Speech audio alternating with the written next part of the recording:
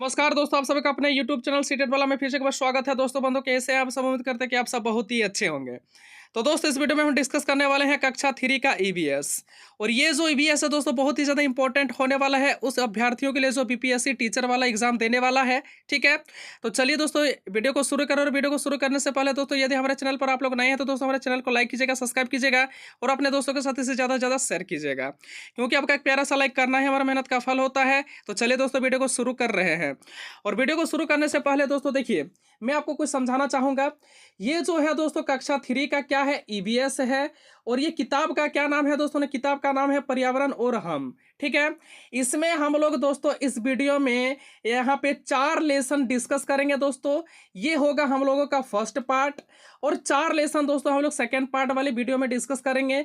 यानी जो होगा दोस्तों कक्षा 3 का यदि ईवीएस की बात करें तो 2 वीडियो में आपका पूरा खत्म हो जाएगा। ठीक है, मतलब फिर से समझिए दोस्तों कि यहाँ पे आपका किताब का क्या नाम है ना, किताब का नाम है पर्यावरण और हम। ठीक है, इसमें कुल कितने चैप्टर्स हैं? 8 चैप्टर्स हैं। तो इस वीडियो में हम लोग अभी 4 चैप्टर्स को कवर करने वाले हैं और 4 चैप्टर्स को दूसरे वीडियो में कवर करेंगे। ठीक है, अर्थात कहने का मतलब है दोस्तों ये फर्स्ट पार्ट है और सेकंड पार्ट में जल्दी लेकर के आऊँगा दोस्तों। ठीक है, तो देखिए अगर फर्स्ट पार्ट का बात किया जाए दोस्तों तो फर्स्ट चैप्टर का नाम है चाचा की शादी। क्या नाम है दोस्तों ना, चाचा की शादी। ये जो लेसन है दोस्तों ये बीपीएससी टीचर वाले एग्जाम के लिए बहुत ही मोस्ट इंपॉर्टेंट चैप्टर है। ठीक है, बहुत ही इंपॉर्टेंट चैप्टर है, बहुत ही ज्यादा धाकड़ चैप्टर है। ठीक है, इससे बहुत ही आसानी से क्वेश्चन पूछे जाते हैं, एकदम आसान आसान क्वेश्चन पूछा जाता है, एकदम छोटा छोटा क्वेश्चन पूछा जाता है। ठीक है, इससे आप लोग नंबर आराम से गेन कर सकते हैं। तो देखिए दोस्तों चाचा की शादी, तो सबसे पहले आप लोग समझिए दोस्तों कि चाचा की शादी जो है एक प्रकार की कविता है ना। क्या है दोस्तों? एक प्रकार की कविता है। ठीक है, चलिए देख लेते हैं दोस्तों कि हमारे पास कविता जो है कुछ इस प्रकार के हैं ना। चाचा की शादी वाला देखिए, आप देख सकते हैं दोस्तों कि यहाँ पे चाचा की शादी वाला कविता मैंने यहाँ पे ऐड किया हुआ है ना। कविता में लिखा हुआ है दोस्तों कि चाचा का जब ब्याह रचाया, मेहमानों को न्योता भिजवाया, घर आए सब रिश्तेदारी। ठीक है, सॉरी रिश्तेदार, तो उसके बाद है भरा पूरा अपना परिवार। इस प्रकार का आपका क्या है ना कविता है। और बीपीएससी के टीचर वाले एग्जाम में यहाँ से क्वेश्चन पूछे जाते हैं। और यहाँ से क्या क्वेश्चन पूछे जाते हैं दोस्तों जरा देखिए।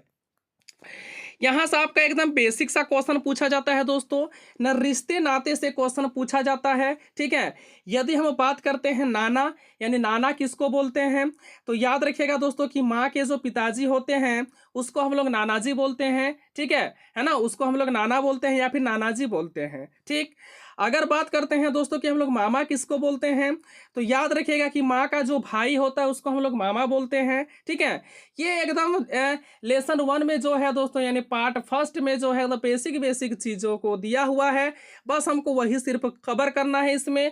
और यहाँ से बहुत ही अच्छा क्वेश्चन पूछा जाता है बीपीएससी टीचर वाले एग्जाम में। ठीक है, रही बात दोस्तों चाची किसको कहते हैं, तो चाची किसको कहा जाता है बताइए। तो अपना जो चाचा होता है उसका जो वाइफ होता है उसी को हम लोग चाची बोलते हैं। ठीक है, आगे देखो। अब रही बात कि ताऊ किसे कहते हैं, तो याद रखिएगा दोस्तों कि पिताजी के बड़े भाई को ताऊ कहा जाता है। ठीक है, उसी प्रकार से मौसा किसको कहते हैं, तो मौसी के हस्बैंड जो होते हैं, मौसी के पति जो होते हैं उसको हम लोग मौसा कहते हैं। ठीक है, और नंबर लास्ट फूफा, यानी फूफा किसको कहते हैं दोस्तों, फुआ के हस्बैंड को हम लोग फूफा कहते हैं। ठीक है, यहाँ तक क्लियर है दोस्तों। ठीक है, तो दोस्तों देखिए ये था फर्स्ट लेसन में, आपको सिर्फ इतना ही जानकारी रखना है। ठीक है, रिश्ते नाते के बारे में आपको थोड़ा बहुत इसमें जानकारी रखना है और इसमें से बहुत सा आसान सा क्वेश्चन पूछा जाता है। ठीक है, यहाँ से आपको 1 से 2 नंबर मिलने वाला है ना। इस चैप्टर से आपको कितना मिलने वाला दोस्तों, 1 से 2 चैप्टर मिलने वाला है। आपको पता होना चाहिए दोस्तों कि जैसे हो गया चाचा की शादी, ये फर्स्ट पार्ट है। अब देखिएगा दोस्तों कि कोई भी एग्जाम का पैटर्न होता है कि पहला पहला क्वेश्चन देखिएगा बहुत ही इजी रहता है, उसके बाद हार्ड होता चला जाता है। ठीक है, तो ठीक इसी प्रकार से जो है दोस्तों कक्षा 3 का भी ईवीएस है, यानी फर्स्ट चैप्टर में आपको आसान आसान चीज़ों के बारे में जानने को मिलेगी। उसके बाद जैसे जैसे चैप्टर जो है दोस्तों ज़्यादा होता जाएगा यानी बढ़ता जाएगा, उसी प्रकार से आपका कंटेंट भी क्या होगा ना बढ़ता जाएगा, ठीक है, और चीज़ें कुछ कुछ हार्ड होती जाएगी, ठीक है। तो ये फर्स्ट चैप्टर था दोस्तों। तो फर्स्ट चैप्टर में हमको एकदम रिश्ते नाते के बारे में जानकारी रखना था। तो मैंने जितना भी जानकारी, जितना भी फैक्ट था दोस्तों, मैं आपको दे दिया हूँ, ठीक है। बस इतना ही फैक्ट को आपको इस चैप्टर में कवर करना है, इससे ज़्यादा किसी भी फैक्ट को कवर नहीं करना है, ठीक है। आगे बढ़ें दोस्तों। देखिए, अगर हम सेकेंड पार्ट की बात कर लेते हैं तो सेकेंड पार्ट का क्या नाम है ना, हमारा परिवार। यहाँ से भी बहुत ही अच्छा क्वेश्चन पूछा जाता है ना। क्वेश्चन पूछा जाता है दोस्तों कि संयुक्त परिवार क्या होता है और एकल परिवार क्या होता है। आपको पता होना चाहिए दोस्तों कि संयुक्त परिवार से आपके बीपीएससी टीचर वाले एग्जाम में जो है विगत परीक्षाओं में क्वेश्चन पूछा गया है, ठीक है। तो समझ लीजिए कि संयुक्त परिवार क्या होता है। याद रखिएगा कि संयुक्त परिवार का जो कंडीशन होना चाहिए दोस्तों, वो कंडीशन होना चाहिए, उसमें माता पिता होना चाहिए, फिर उसमें चाचा चाची होना चाहिए, फिर उसमें दादा दादी होना चाहिए, फिर आपका क्या होना चाहिए दोस्तों, चचेरे भाई बहन और बच्चे होने चाहिए। इतना सारा कुछ होना चाहिए, तब उसको हम लोग क्या बोलते हैं ना, संयुक्त परिवार बोलते हैं, ठीक है। बहुत बड़ा फैमिली होता है, इसी को हम लोग संयुक्त परिवार बोलते हैं, ठीक है।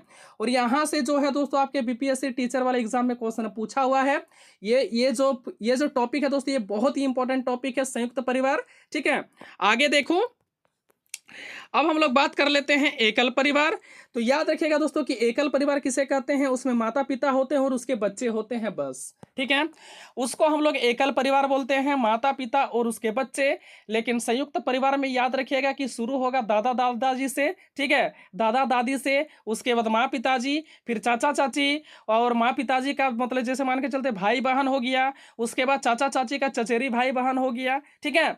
तो उसको बोलते हैं हम लोग संयुक्त परिवार। लेकिन एकल परिवार में क्या होता है, सिर्फ माता पिता होते हैं और बच्चे ही होते हैं, ठीक है। इसको हम लोग बोलते हैं एकल परिवार। बस इसमें आपको इतना जानकारी देना था दोस्तों, इसीलिए मैंने आपको दे दिया हूं। आगे बढ़ें दोस्तों। यहां तक आप लोगों को समझने में किसी प्रकार का कोई दिक्कत दोस्तों, हमें लगता है कि किसी प्रकार का कोई दिक्कत नहीं होनी चाहिए। चलिए दोस्तों, देखिए पार्ट थर्ड। ये जो है दोस्तों, यहाँ से ही आपका जो है बहुत सारा क्वेश्चन बनता है। और ये जो चैप्टर है, ये चैप्टर बहुत ही ज्यादा इंपॉर्टेंट है। तो चैप्टर का क्या नाम है दोस्तों, चैप्टर का नाम है जीव जंतुओं की दुनिया, ठीक है। अब यहाँ पे कुछ कुछ देखिएगा दोस्तों कि बीपीएससी वाले जो विगत परीक्षा हुआ था दोस्तों, उसमें देखिएगा कि कुछ पहेली टाइप दे दिया था, आपको उसका आंसर करना था। तो यहाँ पे सबसे पहले हम लोग देख लेते हैं कि यथासंभव कौन कौन सा पहेली आपके बीपीएससी टीचर वाले एग्जाम में पूछ सकता है। तो देखिए, हरे हरे हैं पंख मेरे लाल मेरी चोंच का रंग, बताओ तो कौन वाला है। तो इसका आंसर हो जाएगा दोस्तों ना तोता। आप देखिएगा कि तोता का क्या होता है, हरे हरे पंख होता है और इसका चोंच का रंग क्या होता है, लाल होता है। इसलिए इस पहेली का आंसर क्या हो जाएगा, तोता हो जाएगा। आगे बढ़ें। देखिए, काली काली मैं नतवाली करती हूँ जुगाली। अब ये कौन है दोस्तों ना, भैंस है, ठीक है। इसी प्रकार से पहेली पूछेगा आपको इसका आंसर करना है। आगे देखो, गोल गोल में जाल बनाती छोटे जीव को उलझाती है। तो गोल गोल कौन जाल बनाता है और छोटे जीव को उलझा लेता है, तो उसको हम लोग स्पाइडर बोलते हैं, हिंदी से बोले तो मकड़ी, ठीक है।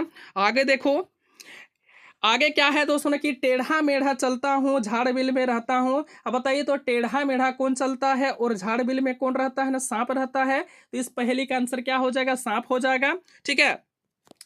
यहाँ तक क्लियर है दोस्तों, यहाँ तक आप लोगों को समझने में किसी प्रकार का कोई दिक्कत, हमें लगता है कि किसी प्रकार का कोई दिक्कत नहीं होनी चाहिए। तो दोस्तों देखिए, आगे बढ़ रहे हैं। अब रही बात दोस्तों, जलचर जीव किसको कहते हैं। यहाँ से क्वेश्चन आपके बीपीएससी टीचर वाले एग्जाम में देखा गया है दोस्तों, बहुत सारा क्वेश्चन पूछा जाता है। तो याद रखिएगा दोस्तों, जलचर जीव किसको कहते हैं। वैसे जीव जो पानी में रहते हैं उसे जलचर जीव कहते हैं, जैसे कि मछली, ठीक है। जैसे कि मछली जो है दोस्तों जल में ही रहता है। जैसे बोलते हैं कि मछली जल की रानी है, जीवन उसका पानी है, हाथ लगाओ तो डर जाएगी, बाहर निकालो तो मर जाएगी, है ना। तो मछली क्या करती है ना, मछली जल में ही रहता है, उसको यदि बाहर निकालेंगे तो वो मर जाएगा। तो वैसे जीव जो सिर्फ जल में ही रहता है उसको हम लोग क्या बोलते हैं ना, जलचर जीव बोलते हैं। आगे देखिए दोस्तों, अब बात कर लेते हैं थलचर जीव का। थलचर जीव क्या होता है, वैसे जीव जो जमीन पर रहते हैं उसे थलचर जीव कहते हैं। जैसे कि गाय आपका जो है दोस्तों जमीन पर रहता है। हिरन भी आपका क्या पर रहता है ना, जमीन पर रहता है। अगर बात करते हैं शेर तो जंगल भी कहाँ पर होता है, जमीन पे होता है दोस्तों। और बात कर लेते हैं डॉग का, तो डॉग भी क्या होता है दोस्तों, जमीन पर ही रहता है। यहाँ पे जितना भी उदाहरण है दोस्तों, सारे के सारे किस जीव का उदाहरण है ना, थलचर जीव के उदाहरण है, ठीक है। वहाँ पे फर्स्ट हम लोग जाने दोस्तों ना जलचर जीव। जलचर सिर्फ जल में ही रहता है, और थलचर जीव जो है दोस्तों सिर्फ सिर्फ कहाँ पर रहता है, जमीन पर रहता है। लेकिन अब बात किया जाए दोस्तों उभयचर जीव का, यहाँ से भी आपके जो है आपके बीपीएससी टीचर वाले एग्जाम में क्वेश्चन पूछा गया है ना, उभयचर जीव। ठीक है, वैसे जीव जो जमीन एवं जल दोनों जगह पर रहते हैं उसे अभयचर कहते हैं। जैसे कि देखिएगा दोस्तों मेंढक, मेंढक आपको जमीन में भी दिखाई देगा, और मेंढक जो है दोस्तों आपको जल में भी नजर आ जाता है। और वही कंडीशन लागू होता है सांप के साथ भी। सांप जो होती है जमीन पर भी रहता है और जल में भी रहता है। अगर हम बात करें कछुआ का, तो कछुआ के साथ भी यही कंडीशन लागू होता है कि कछुआ जो होती है दोस्तों जमीन पर भी रहता है, और कछुआ जो होती है वो जल में भी रहता है। ठीक है, तो वैसे जीव जो जमीन और जल दोनों में रहते हैं उसे क्या कहते हैं ना, उभयचर जीव कहते हैं। और उभयचर जीव के उदाहरण कुछ इस प्रकार से हैं। नंबर फर्स्ट मेंढक, नंबर 2 सांप, और नंबर 3 कछुआ। ठीक है, आप याद रखिएगा दोस्तों ये जो 3 टॉपिक है, ये 3 टॉपिक बहुत ही ज़्यादा महत्वपूर्ण है ना। कौन कौन सा टॉपिक दोस्तों, फर्स्ट टॉपिक हो गया आपका जलचर जीव, नंबर 2 हो गया दोस्तों आपका क्या ना, थलचर जीव, और नंबर 3 टॉपिक हो गया दोस्तों ना, उभयचर जीव। ये 3 टॉपिक जो है दोस्तों, ये 3 टॉपिक बहुत ही महत्वपूर्ण है, जो कि आपके बीपीएससी टीचर वाले वैकेंसी में जो आया है दोस्तों, उस विद्यार्थियों के लिए बहुत ही ज़्यादा इंपॉर्टेंट होने वाला ये 3 टॉपिक। ठीक है, आगे बढ़े दोस्तों। यहाँ तक आप लोगों को समझने में किसी प्रकार का कोई दिक्कत दोस्तों, तो हमें लगता है कि किसी प्रकार का कोई दिक्कत नहीं होनी चाहिए। तो चलिए दोस्तों आगे बढ़ रहे हैं। अब बात कर लेते हैं कि मांसाहारी किसको कहते हैं। अब हम लोग बात करेंगे इसमें क्या क्या दोस्तों ना, मांसाहारी के बारे में, शाकाहारी के बारे में, और सर्वाहारी के बारे में। ठीक है, तो मांसाहारी किसको कहते हैं, याद रखिएगा वह जीव जो मांस खाते हैं, सिर्फ मांस ही खाते हैं, उसको हम लोग बोलते हैं मांसाहारी। जैसे शेर हो गया, बाघ हो गया, सिर्फ मांस ही खाते हैं दोस्तों। ठीक है, यानी दूसरे जीवों को मार करके खाते हैं, उस प्रकार के जंतु को हम लोग क्या बोलते हैं, उस प्रकार के जीव को क्या बोलते हैं ना, मांसाहारी जीव बोलते हैं। और मांसाहारी जीव का उदाहरण क्या हो गया तो दोस्तों शेर और बाघ हो गया। ठीक है, आगे बढ़ें। अब बात कर लेते हैं शाकाहारी। जो जीव वनस्पति खाते हैं उसे शाकाहारी कहते हैं। जैसे गाय, गाय जो होता है दोस्तों घास खाती है। घास किस में आता है ना, वनस्पति में आती है। और गाय कभी कभी देखिएगा दोस्तों कि घास खाती है, पत्ती खाती है। तो ये सारे के सारे में सारे के सारे किसके अंदर आ रही है दोस्तों ना, वनस्पति के अंदर आ रही है। अगर हिरन को देखा जाए दोस्तों, हिरन भी क्या खाती है, घास खाती है, पत्ती खाती है ना दोस्तों, एकदम खाती है। तो घास और पत्ती किसका उदाहरण है ना, घास और पत्ती जो है दोस्तों उसका आपका वनस्पति का उदाहरण है। ठीक है, तो जो जीव वनस्पति खाते हैं उसको हम लोग क्या बोलते हैं ना, शाकाहारी जीव बोलते हैं। ठीक है, और शाकाहारी जीव का उदाहरण हो गया दोस्तों गाय और हिरन। आगे देखें सर्वाहारी। तो सर्वाहारी किसको बोलते हैं दोस्तों कि वह जीव जो पेड़ पौधे तथा मांस दोनों खाते हैं उसे सर्वाहारी कहते हैं। वैसे जीव होना चाहिए दोस्तों जो कि पेड़ पौधे से भी प्राप्त जो है उत्पाद को खाते हैं और मांस भी खाते हैं। जैसे कि हो गया मनुष्य, जैसे हम लोग हो गए दोस्तों, हम लोग क्या करते हैं, चिकन भी खाते हैं, मटन भी खाते हैं, और सब्जियां भी खाते हैं, चावल भी खाते हैं। ठीक है, सब कुछ खाते हैं। जैसे हो गया दोस्तों बिल्ली, बिल्ली देखिएगा कि दूध भी पी जाती है, और बिल्ली देखिएगा दोस्तों कि मछली भी खा जाती है, मांस भी खा जाती है, सब कुछ खा जाती है। तो बिल्ली भी हम लोग को लगता है कि सर्वाहारी के कैटेगरी में आना चाहिए। ठीक है, लेकिन मनुष्य तो एकदम ही आता है सर्वाहारी के कैटेगरी में। तो यहाँ तक आप लोगों को समझने में किसी प्रकार का कोई दिक्कत दोस्तों, हमें लगता है कि किसी प्रकार से समझने में किसी प्रकार का कोई दिक्कत नहीं होना चाहिए।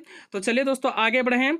आगे बढ़ने से पहले दोस्तों यदि हमारे चैनल पर आप लोग नए हैं तो दोस्तों हमारे चैनल को लाइक कीजिए, सब्सक्राइब कीजिए, और अपने दोस्तों के साथ इसे ज़्यादा से ज़्यादा शेयर कीजिए। ठीक है, क्योंकि दोस्तों मैं आप लोगों के लिए बहुत ही ज़्यादा मेहनत करके वीडियो बना रहा हूँ दोस्तों।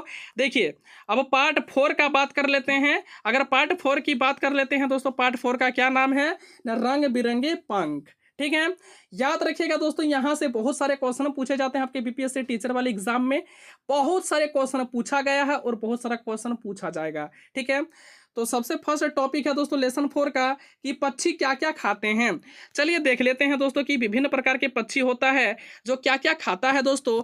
अगर हम कबूतर की बात कर लेते हैं तो देखिएगा कि कबूतर क्या क्या खाता है, अनाज खाता है, मक्का खाती है, बाजरा खाती है, फल खाता है और बीज खाती है। ठीक है, इतना चीज खाता है। आगे देखें अगर बाज की बात कर लेते हैं तो बाज क्या क्या खाती है, तो बाज सांप को खाती है, छिपकली को खाती है, चूहे को खाती है, खरगोश को खाती है, और अन्य तरह के छोटे छोटे जीवों को मार करके खा जाती है बाज। ठीक है, अगर बात करते हैं गौरैया का, तो गौरैया किसको खाती है दोस्तों, कीट पतंग, बीज, फल, रोटी आदि ये सबको खाती है कौन, गौरैया। ठीक है, अगर कौवा का बात कर लेते हैं तो कौवा क्या क्या खाती है, तो कौवा खाता है दोस्तों मांस खाता है, कीड़े मकोड़े को खाता है, रोटी खाती है और आदि रोटी। ठीक है, यानी मांस, कीड़े मकोड़े, रोटी ये सब खाती है। ठीक है, कौन खाती है ना, कौवा। ठीक, आगे बढ़ें। देखिए, अगर बात कर लेते हैं पक्षियों की चोंच, तो आपको पता होना चाहिए दोस्तों कि पक्षियों की चोंच से भी आपके जो है बीपीएससी टीचर वैकेंसी वाले एग्जाम में बहुत सारा क्वेश्चन पूछा गया है और पूछने के चांसेस बहुत ही ज़्यादा हैं। इसीलिए मैंने यहाँ पे इंक्लूड करा है दोस्तों, पंछियों की चोंच से किस प्रकार का क्वेश्चन पूछ सकता है, संभावित पॉइंट्स। ठीक है, तो संभावित क्या है, देखिए दोस्तों, अगर बात किया जाए कबूतर का, अगर बात कर ले गौरैया का, तो कबूतर गौरैया आदि की चोंच छोटी और मजबूत होती है। यानी किस प्रकार की चोंच होती है, छोटी और मजबूत होती है, जो अनाज के दानों को तोड़ने में उसकी मदद करती है। याद रखिएगा दोस्तों कि कबूतर और गौरैया आदि की जो चोंच होती है वो बहुत ही ज़्यादा मजबूत होती है और छोटी होती है। और यह किसके लिए मदद करती है दोस्तों, उसको अनाज के दाने को तोड़ने में उसकी मदद करती है। ठीक है, आगे देखो, अगर बात कर लेते हैं चील की, बाज की और गिद्ध की, तो दोस्तों याद रखिएगा, चील, बाज और गिद्ध जैसे पक्षियों की चोंच जो होती है छोटी और हुक जैसी मुड़ी होती है।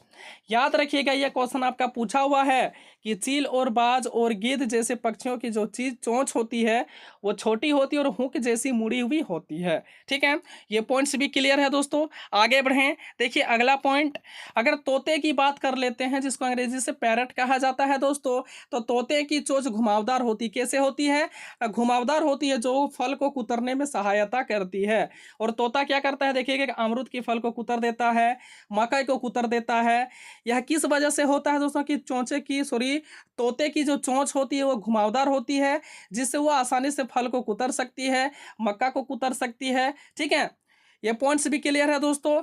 आगे बढ़ें। देखिए अगला पॉइंट, अगर बात किया जाए कि मिट्टी कीचड़ से कीड़े मकोड़े या अन्य छोटे छोटे जीव को पकड़ने वाले पक्षी, ऐसा पक्षी जो मिट्टी से क्या लेते हैं दोस्तों, मिट्टी से अगर मान के चलते हैं कीड़े मकोड़े को पकड़ते हैं या फिर कीचड़ से भी कीड़े मकोड़े को पकड़ते हैं, तो उस जीव का किस प्रकार का जो होता है दोस्तों, चोंच होती है।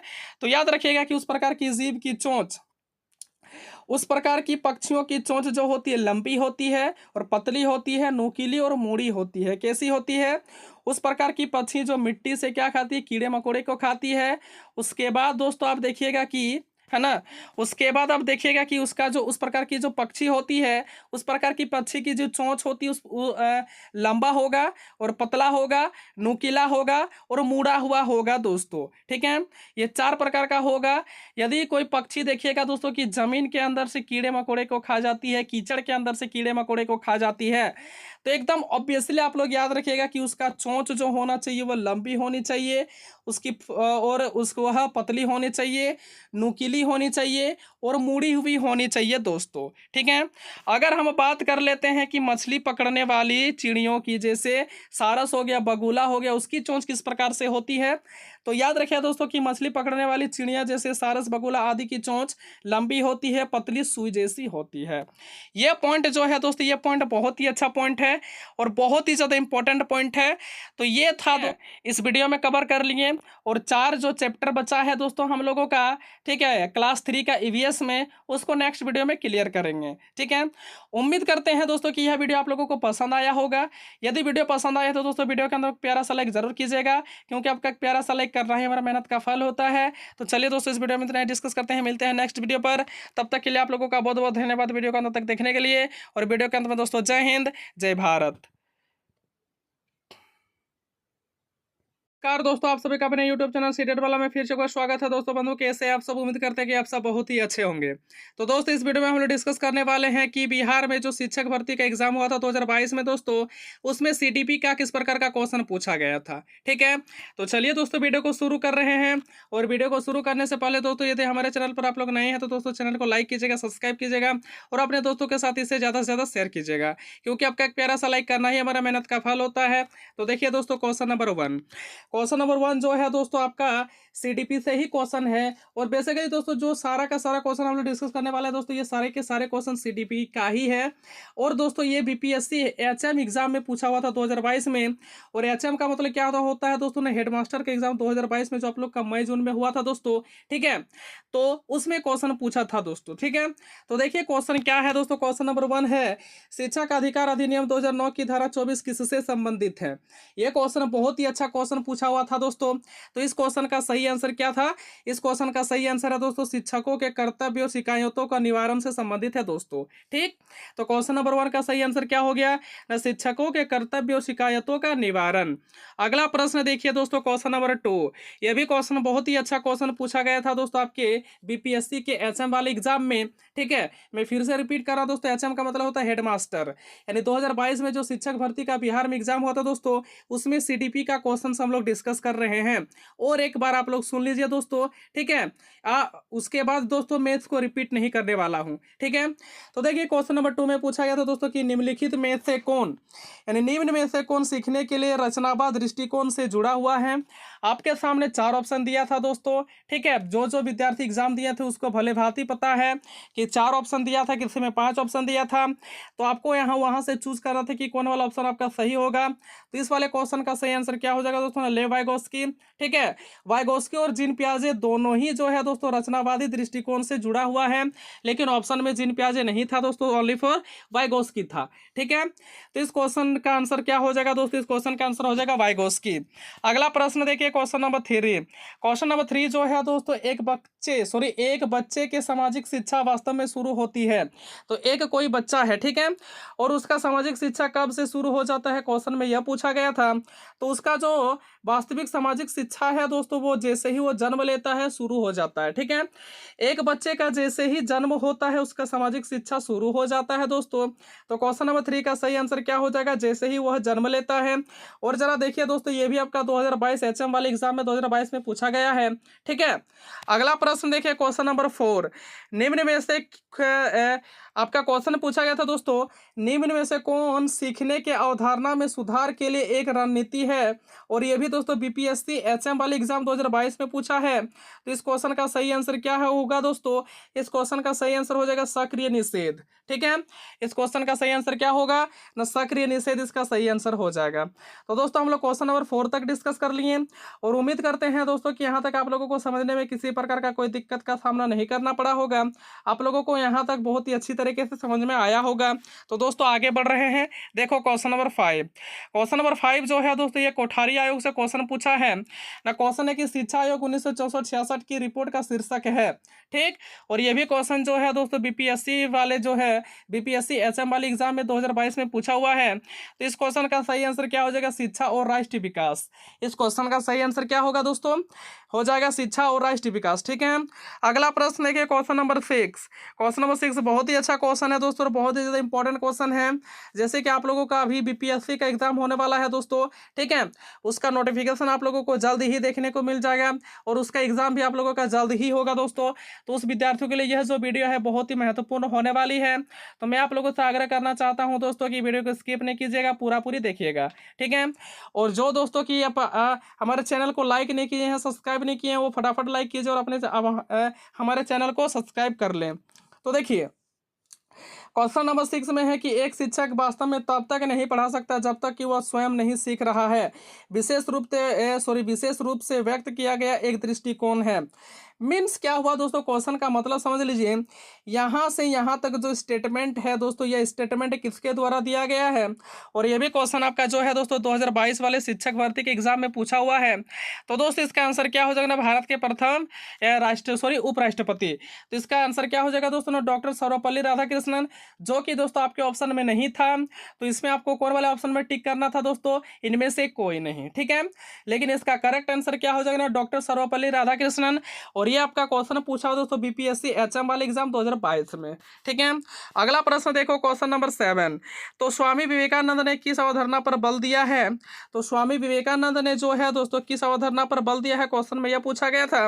और इसका सही आंसर हो जाएगा दोस्तों मानव निर्माण शिक्षा। क्या हो जाएगा ना, मानव निर्माण शिक्षा इसका सही आंसर हो जाएगा। अगला प्रश्न देखिए क्वेश्चन नंबर 8। सहकारी अधिगम की अवधारणा किसने प्रस्तुत की है। और यह भी शिक्षक भर्ती 2022 में पूछा गया क्वेश्चन है। तो इस क्वेश्चन का जो सही आंसर हो जाएगा वो हो जाएगा जॉनसन और स्मिथ। क्या हो जाएगा दोस्तों, जॉनसन और स्मिथ हो जाएगा। ठीक है, तो दोस्तों हम लोग क्वेश्चन नंबर 8 तक डिस्कस कर लिए हैं और उम्मीद करते हैं दोस्तों यहाँ तक आप लोगों को समझने में किसी प्रकार का कोई दिक्कत नहीं हुआ होगा।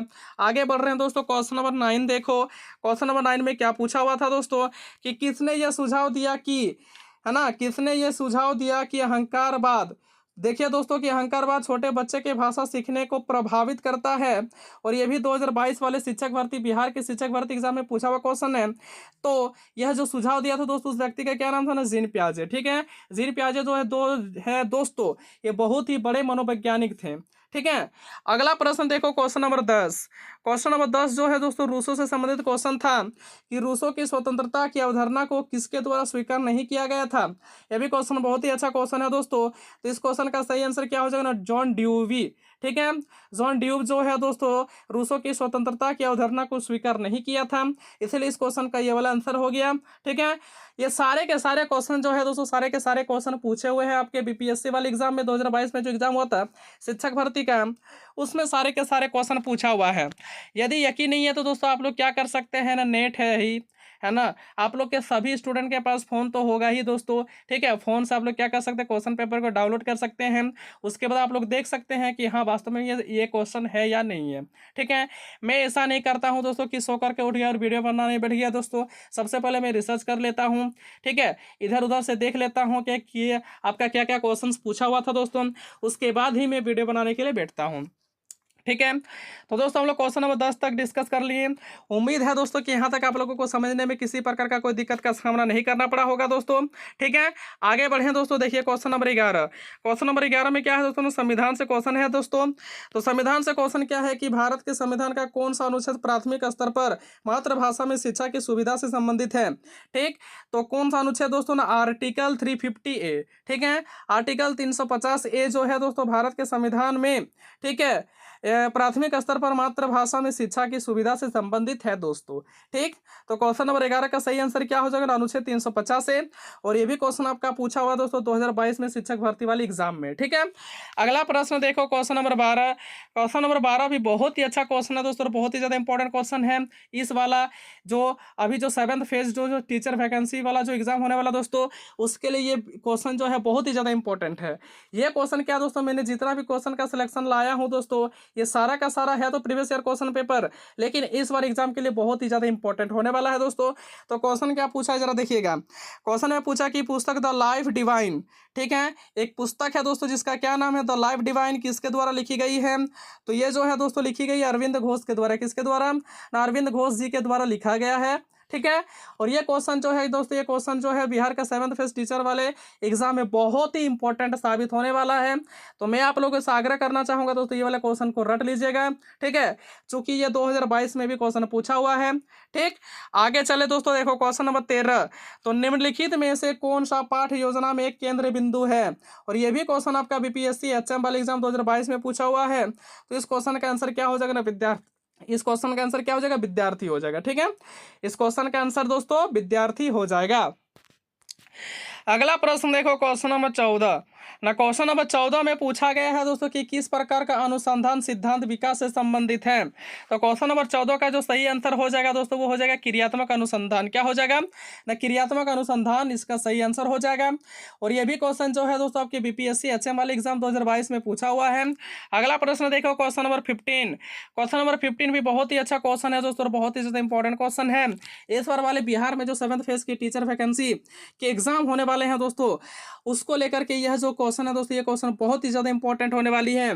तो संज्ञानात्मक क्वेश्चन में पूछा है दोस्तों, जरा देखिएगा, गौर कीजिएगा। ठीक है, संज्ञानात्मक प्रक्रिया के अध्ययन का क्षेत्र है। तो इसका अध्ययन का क्षेत्र क्या है दोस्तों, संज्ञानात्मक मनोविज्ञान। ठीक है, इस क्वेश्चन का सही आंसर क्या हो जाएगा ना, संज्ञानात्मक मनोविज्ञान इस क्वेश्चन का सही आंसर हो जाएगा। अगला प्रश्न देखिए दोस्तों, जीन पियाजे से संबंधित क्वेश्चन है। और जीन पियाजे जो है दोस्तों आपका एटम बम है। ठीक है, चाहे वो बीपीएससी का एग्जाम हो, चाहे वो सीटेट का एग्जाम हो, ठीक है, या फिर कोई भी स्टेट का टेट एग्जाम क्यों ना हो दोस्तों, जीन पियाजे, लॉरेंस कोहलबर्ग और ले वाइगोस्की जो है दोस्तों एटम बम की तरह काम करता है। ठीक है, तो देखिएगा दोस्तों क्वेश्चन में क्या पूछा गया कि जीन पियाजे के अनुसार संज्ञानात्मक विकास की मुख्य अवस्थाओं की संख्या है। तो जीन पियाजे ने 4 अवस्थाएं दिया है दोस्तों। ठीक है, और ये कौन कौन सी अवस्थाएं हैं दोस्तों, मैं आप लोगों से पूछना चाहता हूं, कमेंट बॉक्स में जरूर कमेंट कीजिएगा। ठीक है, अगला प्रश्न देखिए। अगला प्रश्न जाने से पहले दोस्तों क्वेश्चन नंबर 16 तक हम लोग डिस्कस कर लिए। यहाँ तक हमें उम्मीद है दोस्तों कि आप लोगों को समझने में किसी प्रकार का कोई कठिनाई का सामना नहीं करना पड़ा होगा दोस्तों। आगे बढ़ें, देखो क्वेश्चन नंबर 17। क्वेश्चन नंबर 17 में पूछा गया क्वेश्चन था दोस्तों कि सार्वभौम सार्वभौमिक बुद्धि पद सबसे पहले किसने गढ़ा था? और ये भी दोस्तों 2022 में, ये 2022 वाला में शिक्षक भर्ती वाला एग्जाम में पूछा हुआ था दोस्तों। तो इसका सही आंसर हो जाएगा गोलमेन, ठीक है।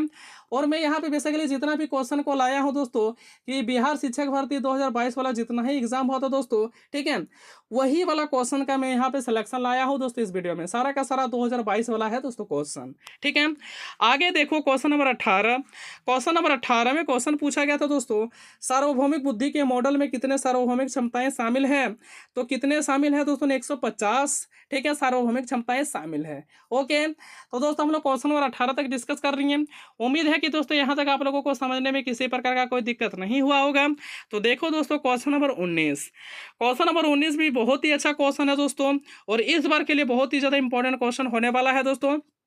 तो देखिए क्वेश्चन में क्या पूछा हुआ है कि विद्यार्थियों की सीखने की कठिनाइयों की पहचान करने के लिए किस प्रकार के आकलन का उपयोग किया जाता है? यह क्वेश्चन बहुत इंपॉर्टेंट क्वेश्चन है दोस्तों। यह क्वेश्चन आया हुआ है भी है, और क्वेश्चन बहुत ही ज़्यादा इंपॉर्टेंट भी है। तो इस क्वेश्चन का सही आंसर क्या हो जाएगा? नैदानिक आकलन। क्या हो जाएगा दोस्तों? नैदानिक आकलन इस क्वेश्चन का सही आंसर हो जाएगा। अगला प्रश्न देखिए क्वेश्चन नंबर 20। क्वेश्चन नंबर 20 में पूछा गया दोस्तों कि बच्चों के किस आयु वर्ग के लिए शिक्षा का अधिकार अधिनियम मौलिक अधिकार है? तो 6 से लेकर के 14 साल, ठीक है। क्वेश्चन नंबर 20 का सही आंसर क्या हो जाएगा ना? 6 से लेकर के 14 साल। और ये भी क्वेश्चन दोस्तों आपका क्या है ना, बीपीएससी एचएम वाले एग्जाम में 2022 वाला एग्जाम में पूछा हुआ क्वेश्चन है दोस्तों। अगला प्रश्न देखो क्वेश्चन नंबर 21। क्वेश्चन नंबर 21 में पूछा हुआ है दोस्तों कि निम्नलिखित में से कौन सा बचपन के दौरान बौद्धिक विकास की विशेषता है? ठीक है, आपके सामने 4 ऑप्शन दिया हुआ था दोस्तों। 4 ऑप्शन आपको चूज करना था कि कौन वाला ऑप्शन आपका सही होगा। और ये भी क्वेश्चन आपका जो है दोस्तों एचएम वाले एग्जाम 2022 में पूछा हुआ है, ठीक है। तो इस क्वेश्चन का सही आंसर था दोस्तों कि मूर्त सामग्री के संबंध में तर्क विकसित होता है, ठीक है। इस क्वेश्चन का ये वाला आंसर क्या हो गया दोस्तों? करेक्ट आंसर हो गया। आगे बढ़ रहे हैं दोस्तों, क्वेश्चन नंबर देखिए 22। क्वेश्चन नंबर 22 जो है दोस्तों वो लॉरेंस कोहलबर्ग से है। लॉरेंस कोहलबर्ग के अनुसार निम्न में से कौन सा नैतिक विकास का चरण नहीं है? आपके सामने 4 ऑप्शन दिया हुआ था दोस्तों। 4 ऑप्शन में आपको चूज करना था कि लॉरेंस कोहलबर्ग के अनुसार निम्न में से कौन सा नैतिक विकास का चरण नहीं है। तो दोस्तों फालिक चरण कोई होता ही नहीं है, ठीक है। ये फालिक चरण कोई होता ही नहीं है दोस्तों, मेरे भाई मेरे बंधु मेरे, ठीक है। इसने जो है दोस्तों लॉरेंस कोहलबर्ग ने जो है नैतिक विकास को 3 स्तर में बांटा है। एक हो गया दोस्तों परंपरागत स्तर, जिसको परंपरागत चरण बोलते हैं। नंबर 2 हो गया दोस्तों पूर्व परंपरागत स्तर, ठीक है। और नंबर 3 हो गया दोस्तों पश्चिम परंपरागत स्तर, ठीक है। ये 3 ही स्तर में लॉरेंस कोहलबर्ग ने क्या है ना नैतिक विकास को डिवाइड किया है, ठीक है। कोई फालिक चरण नाम का चीज नहीं होता है दोस्तों लॉरेंस कोहलबर्ग के नैतिक विकास के सिद्धांत के, ठीक है, सिद्धांत के अंदर। आगे देखो क्वेश्चन नंबर 23। क्वेश्चन नंबर 23 फिर है दोस्तों जीन पियाजे से संबंधित है। मैंने आपको क्या बताया दोस्तों कि जीन पियाजे एटम बम है, ठीक है। जीन पियाजे से आपका 5-6 क्वेश्चन हर सीडीपी के एग्जाम में पूछे जाते हैं दोस्तों, है ना। चाहे वो सीटेट का एग्जाम क्यों ना हो, चाहे आपका बीपीएससी वाला एग्जाम क्यों ना हो दोस्तों, ठीक है। और अब होने वाला दोस्तों बिहार का 7th फेज वाला टीचर वैकेंसी का एग्जाम, ठीक है। तो उसमें भी जीन पियाजे से क्वेश्चन पूछे जाएंगे। मैं आपको गारंटी देता हूँ दोस्तों एकदम पूछे जाएंगे। तो देखो क्वेश्चन क्या है कि पियाजे के अनुसार संरक्षण के संक्रियात्मक विकास की किस चरण में उभरता है? तो किस चरण में उभरता है दोस्तों? मूर्त संक्रियात्मक चरण में। कौन से चरण में? न मूर्त संक्रियात्मक चरण में। और ये भी क्वेश्चन आपका पूछा हुआ है, और ये क्वेश्चन इंपॉर्टेंट है दोस्तों आने वाला एग्जाम्स में, ठीक है। आगे देखो क्वेश्चन नंबर 24। कौन सी कारक समाजीकरण का विरोध करता है? तो असुरक्षा। असुरक्षा एक ऐसा एलिमेंट है दोस्तों जो समाजीकरण का विरोध करता है, ठीक है। अगला प्रश्न देखिए क्वेश्चन नंबर 25। क्वेश्चन नंबर 25 में है कि कौन सी अवस्था बच्चों का अपने समकक्ष समूह में शामिल होना दर्शाती है? तो कौन सी अवस्था में एक बच्चा जो होता है दोस्तों अपने समकक्षों समूह में शामिल हो जाता है दोस्तों? तो वह अवस्था होती है किशोरावस्था। कौन सी अवस्था होती है दोस्तों? ना वह अवस्था होती है किशोरावस्था, ठीक है। और ये भी क्वेश्चन आपके बीपीएससी एचएम वाले एग्जाम 2022 में पूछा हुआ है दोस्तों। ये सारे के सारे क्वेश्चन को कम मत आकिएगा, ये सारे क्वेश्चन को रट जाइएगा दोस्तों। एक टाइम खाना नहीं खाइएगा, लेकिन ये सारे क्वेश्चन को रट जाइएगा। अगला प्रश्न देखिए क्वेश्चन नंबर 26। क्वेश्चन नंबर 26 जो है एक डिसलेक्सिया शिक्षार्थी किस से पीड़ित होता है? उसका जो होता है दोस्तों पठन विकार से संबंधित होता है, ठीक है। यानी पठन विकार से पीड़ित होता है वह वह शिक्षार्थी यानी वह विद्यार्थी, ठीक है। और ये क्वेश्चन जो है दोस्तों, ये क्वेश्चन बहुत ही ज़्यादा इंपॉर्टेंट है। ये यानी डिसलेक्सिया से आपको क्वेश्चन देखने को मिलता है, चाहे वो सीटेट का एग्ज़ाम भी क्यों ना हो, या फिर आपके बिहार वाले शिक्षक भर्ती वाला एग्ज़ाम क्यों ना हो दोस्तों, आपको डिसलेक्सिया से क्वेश्चन पूछे ही पूछे जाएंगे। और ये 2022 में पूछा हुआ है दोस्तों, ठीक है। और इस बार भी पूछेगा, मैं आपको गारंटी देता हूँ दोस्तों, इस बार भी पूछेगा, ठीक है। अगला प्रश्न देखिए, क्वेश्चन नंबर 27। क्वेश्चन नंबर 27 जो है दोस्तों, शिक्षा का अधिकार अधिनियम 2009 से संबंधित क्वेश्चन है ना। क्वेश्चन में पूछा गया कि शिक्षा का अधिकार अधिनियम 2009 शिक्षा के लिए प्रति सप्ताह का यहाँ पे काम होना चाहिए दोस्तों, काम के कितने न्यूनतम घंटों को निर्धारित करता है। तो दोस्तों इन्हें 45 घंटे काम करना होता है एक सप्ताह में। कितना दोस्तों ना, 45 घंटा काम करना पड़ता है, ठीक है। तो इस क्वेश्चन का सही आंसर क्या हो जाएगा दोस्तों ना, 45 घंटा। एक सप्ताह में कितना दिन होता है दोस्तों, एक सप्ताह में आपका होता है दोस्तों, मेरे भाई मेरे बंधु मेरे, 7 दिन होता है। 45 को यदि हम लोग 7 से डिवाइड कर देते हैं तो 6 पॉइंट समथिंग कुछ आएगा दोस्तों, यानी 6.25 घंटा करके हमको एक दिन में काम करना होता है, ठीक है। आगे बढ़ें दोस्तों, तो देखिए अगला प्रश्न, क्वेश्चन नंबर 28। तो क्वेश्चन नंबर 28 में पूछा गया कि समाचार पत्र के माध्यम से सीखना किस प्रकार की शिक्षा है। यह क्वेश्चन भी आपका पूछेगा दोस्तों, और ये क्वेश्चन पूछा हुआ है, ठीक है। और ये क्वेश्चन आपका पूछेगा, तो क्या है दोस्तों, नॉन फॉर्मल एजुकेशन, जिसको हम लोग हिंदी से बोलते हैं गैर औपचारिक शिक्षा है। क्या है दोस्तों ना, गैर औपचारिक शिक्षा है। अगला प्रश्न देखिए, क्वेश्चन नंबर 29।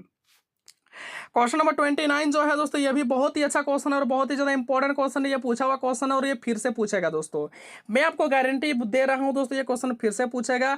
आपके बिहार वाले 7th फेज का जो एग्जाम होने वाला है दोस्तों, टीचर वाला एग्जाम, उसमें फिर से यह क्वेश्चन पूछेगा। तो क्वेश्चन पूछा गया दोस्तों कि गुप्त पाठ्यक्रम का जनक किसे माना जाता है। तो गुप्त पाठ्यक्रम का जो है दोस्तों, फिलिप डब्ल्यू जैक्सन को माना जाता है, ठीक है। तो इस क्वेश्चन का आंसर क्या हो जाएगा, क्वेश्चन नंबर 29 का सही आंसर हो जाएगा फिलिप डब्ल्यू जैक्सन, ठीक है। अगला प्रश्न देखो, क्वेश्चन नंबर 30 और इस वीडियो का लास्ट क्वेश्चन दोस्तों। तो क्वेश्चन में पूछा गया है दोस्तों कि भारत में 10+2+3 शिक्षा के पैटर्न की सिफारिश किसके द्वारा की गई थी। तो राष्ट्रीय शिक्षा नीति जो दोस्तों 1986 में आया था, उसके द्वारा सिफारिश किया गया था 10+2+3, ठीक है, शिक्षा पैटर्न की सिफारिश, ठीक है। तो दोस्त इस वीडियो में हम लोग डिस्कस कर लिए 30 क्वेश्चन, और हमें लगता है दोस्तों कि 30 क्वेश्चन में आप लोगों को समझने में किसी प्रकार का कोई दिक्कत का सामना नहीं करना पड़ा होगा। यह वीडियो आप लोगों को पसंद आया होगा, और यह वीडियो आप लोगों को पसंद आया होगा तो दोस्तों वीडियो के अंत में एक प्यारा सा लाइक जरूर कीजिएगा, क्योंकि आपका एक प्यारा सा लाइक करना ही हमारा मेहनत का फल होता है, ठीक है। तो चलिए दोस्तों, इस वीडियो में इतना ही डिस्कस करते हैं, मिलते हैं नेक्स्ट वीडियो पर। तब तक के लिए आप लोगों का बहुत बहुत धन्यवाद वीडियो के अंत तक देखने के लिए। और वीडियो के अंत में दोस्तों, जय हिंद जय भारत।